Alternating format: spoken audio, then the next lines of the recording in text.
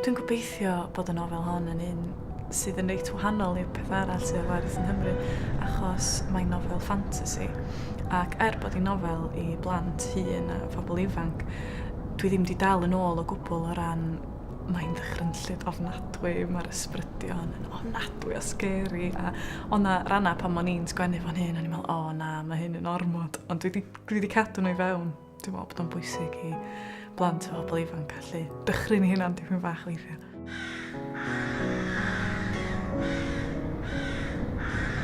Nes i jyst meddwl be fysa'n digwydd os fysa'n ni'n deffro un bora, a fysa bob dim yn wahanol. Fysa'r holl bethau, da ni'n siŵr os dyn nhw'n bod neu ddim, yn bod. Sut fysa ni'n ymateb i hynna? A dyna be nath ysgogi fi sgwennu'r nofel.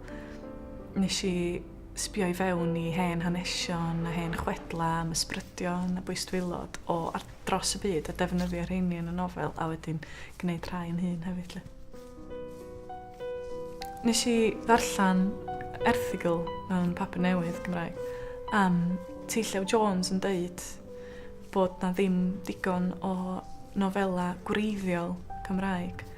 A sgennau'n byd yn erbyn addasiadau o'r Saesneg yn unrhyw iaith arall, ond dwi'n meddwl weithiau bod rhaid i rai straeon fod yn straeon Cymreig hefyd, a dim just yn Gymraeg, bod y cymeriadau yn cymeriadau Cymreig. A felly o'n eisiau sgwennu rhywbeth fysa mond allan gweithio yn Gymraeg.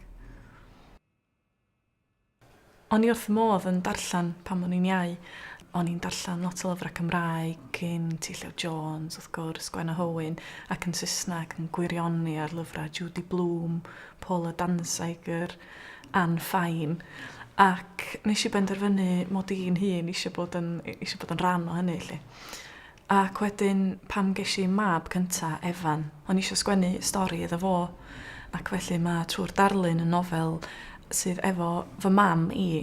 Fe oedd farw cyn geni Efan yn un o'r prif gymeriadau, ond mae hi'n blentyn yn y nofel, achos o'n eisiau Efan ddod i'n nabod hi fel cymeriad.